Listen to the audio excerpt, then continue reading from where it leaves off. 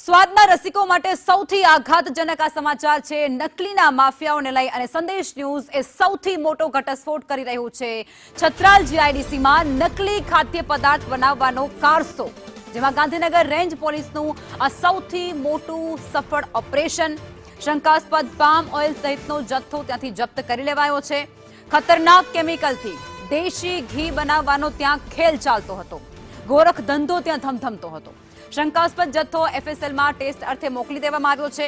Gandhinagar range પોલીસે કલોલના છત્રાલ જીઆઈડીસીમાં દરોડો પાડી અને નકલી ઘી બનાવવાના મોટા રેકેટનો પર્દાફાશ કર્યો છે।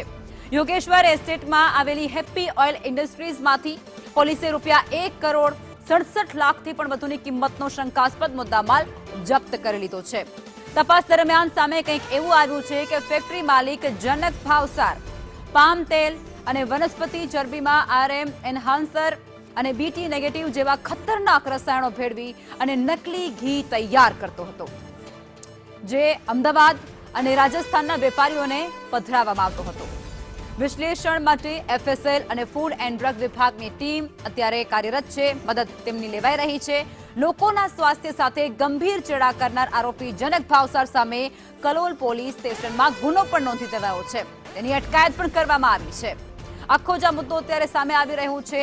સ્વાદના રસિકો જે હોશે હોશે આ ઘી આરોગતા હશે, પરંતુ એમને નહીં ખબર હોય કે આ ઘી એ નકલી છે, જેની અંદર ખતરનાક રસાયણો ભેળવવામાં આવ્યા છે, જે તેમના શરીરની અંદર સીધો નુકસાન પહોંચાડી રહ્યા છે।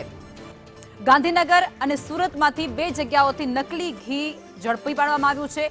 નકલી ઘી બનાવવા માટેની આખી જે પ્રોસેસ હતી તે પણ ત્યાંથી મળી આવી છે।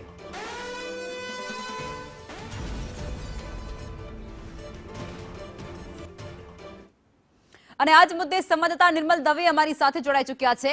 નિર્મલ, ગાંધીનગરના કલોલ છત્રાલ જીઆઈડીસી પાસે અને સુરતની અંદરથી પણ નકલી ઘીનો મોટો રેકેટ પર્દાફાશ થયો છે। આ બધા વચ્ચે જે લોકો હોશે આ ઘીને આરોગી રહ્યા હતા, એમના સ્વાસ્થ્યનું શું? કારણ કે ખુલ્લેઆમ ચેડા થઈ રહ્યા છે। કોઈનો ખોફ નથી, કોઈનો ડર નથી।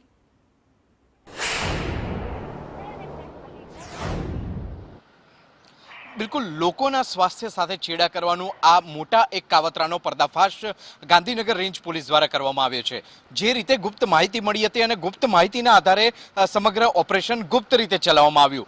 ગતરોજથી આ ઓપરેશન ચાલી રહ્યું હતું અને જેનું ઓપરેશન દરમિયાન જે પણ કાર્યવાહી કરવામાં આવી છે, લગભગ 12 કલાક કરતાં વધારે આખી આ કાર્યવાહી ચાલી છે। ગઈકાલ સાંજથી જે ઓપરેશન ચાલતું હતું તેની કાર્યવાહી આજે સવારે પૂરી થઈ છે અને આજે ગાંધીનગર કલોલ તાલુકા પોલીસ સ્ટેશન મથક છે તેમાં આ ગુનો દાખલ કરવામાં આવ્યો છે। જે મસ્ત મોટો જથ્થો પકડવામાં આવ્યો છે અને જેમાં જે મુખ્ય સૂત્રધાર છે જનક ભાવસાર, તેની પૂછપરછ કડક હાથે કરવામાં આવી છે। કડક હાથે કરવામાં આવેલી પૂછપરછમાં તેનું કહેવું છે કે તે નકલી જે કેમિકલ મારફતે તે નકલી ઘી બનાવતો હતો અને જેને શુદ્ધ ઘીના નામે વેચતો હતો। વિવિધ જે ઝેરી પદાર્થો છે, ઝેરી કેમિકલ યુક્ત પદાર્થો છે, તેના મારફતે આખું આ શુદ્ધ ઘી બનાવવાનું કૌભાંડ ચાલી રહ્યું હતું।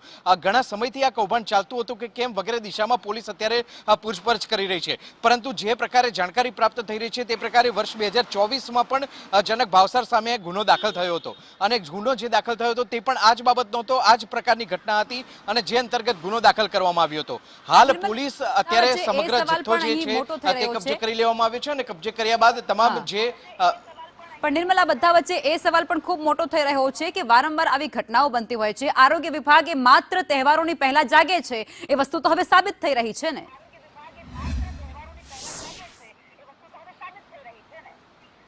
સ્વાભાવિક છે, કહેવામાં આવે છે કે તમે નકલી વસ્તુનો ઉપયોગ ન કરો, પણ નકલી વસ્તુનો ઉપયોગ કરવા દેવા માટેની સત્તા અને સ્વતંત્રતા જે રીતે બેફામ મળી ગઈ છે, કોઈ રોકનાર નથી, કોઈ ટોકનાર નથી, કોઈ કહેનાર નથી, કોઈ પકડનાર નથી એ પ્રકારના યોગ્ય કાયદા કે જેમાં કડકમાં કડક સજા થઈ શકે।